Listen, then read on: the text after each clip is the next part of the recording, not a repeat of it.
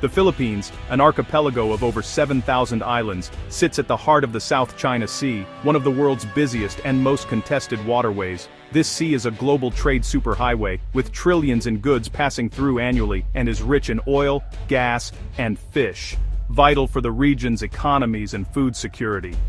For the Philippines, these waters, known locally as the West Philippine Sea, are a lifeline for millions of coastal families and a key to future energy independence. But overlapping claims from China, Vietnam, Malaysia, Brunei, and Taiwan have turned the area into a geopolitical flashpoint. China's sweeping 9-line claim covers almost the entire sea, clashing with its neighbors and fueling frequent standoffs. The Philippines' location along the first island chain makes it a strategic player, crucial for regional security and a frontline state in the Indo-Pacific power struggle. Its security is now a matter of global concern, with the world watching closely as tensions rise. Tensions in the South China Sea have escalated from diplomatic disputes to dangerous confrontations at sea. China's Coast Guard and maritime militia, large government-backed vessels, regularly confront smaller Philippine ships using water cannons, lasers, and aggressive maneuvers.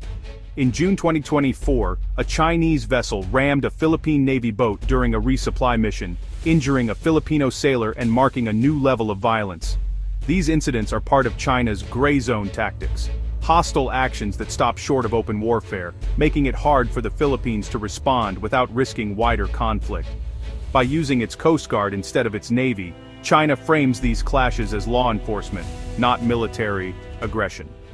The ongoing pressure has forced the Philippines to seek stronger support from allies, especially the United States. Each encounter raises the risk of a deadly miscalculation, pushing the region closer to crisis. In response, the U.S. has launched its largest military aid package for the Philippines since the Cold War. Authorized in December 2025, the package delivers $1.5 billion in 2026 alone, with up to $2.5 billion in grants over 5 years, plus a $1 billion loan for advanced defense equipment. This aid is tightly linked to the Philippines' Horizon 3 modernization plan, shifting its military focus from internal security to credible external defense. The funding targets critical gaps in maritime and coastal defense, directly addressing the threats posed by China's gray zone tactics. Strong bipartisan support in the U.S. Congress signals a united American commitment to its treaty ally. Oversight measures ensure the funds are used effectively, with annual progress reports required. The message is clear. The U.S. is investing in a stronger, more resilient Philippines. This marks a fundamental shift in the region's security landscape. The U.S. aid will transform the Philippine military, focusing on advanced coastal defense and long-range strike capabilities. Key acquisitions include HIMARS rocket systems and potentially ground-based launchers for Tomahawk cruise missiles, giving the Philippines unprecedented firepower and deterrence. Investments in radar surveillance drones and intelligence assets will vastly improve maritime domain awareness, allowing the Philippines to monitor and respond to threats more effectively. Enhanced surveillance will help expose and counter China's gray zone tactics. The aid also funds joint training and interoperability, ensuring U.S. and Philippine forces can operate seamlessly in a crisis. Recent joint drills preview a new era of close military cooperation. Together, these upgrades aim to make the Philippines a far more capable and credible partner in regional security. This aid package is more than hardware. It's a powerful signal of U.S. commitment under the 1951 Mutual Defense Treaty. Washington has clarified, any armed attack on Philippine forces in the South China Sea will trigger U.S. defense obligations. By backing the Philippines with real resources, the U.S. is reinforcing its strategy of integrated deterrence, helping allies stand up to coercion. The main audience is China. A modernized Philippine military raises the risks and costs of further aggression. The goal isn't war, but deterrence, making it clear that bullying tactics will meet unified resistance. The Philippines is now central to U.S. Indo-Pacific strategy, a key link in the first island chain defense. This move aims to uphold a free and open region where international law prevails.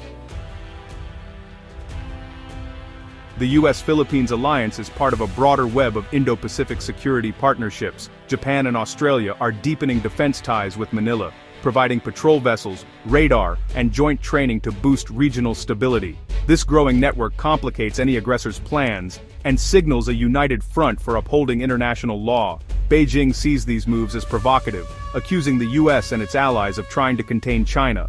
China is likely to respond with more military activity, raising the risk of further escalation. Other Southeast Asian nations are cautious, welcoming a counterbalance to China, but wary of being caught in great power rivalry. Many have strong economic ties to China, and fear the region could become a conflict zone. The desire for de-escalation and dialogue remains strong, even as alliances tighten.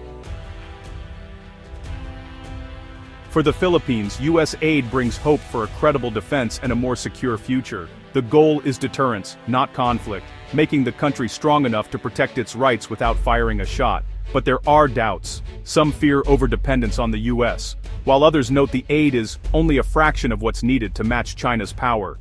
The challenge is to use the support wisely, building sustainable capabilities for the long term. The big question: will this aid stabilize the region, or fuel a dangerous arms race?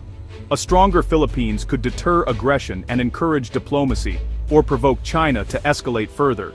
The world is watching to see if this historic partnership leads to peace, or pushes the South China Sea closer to conflict.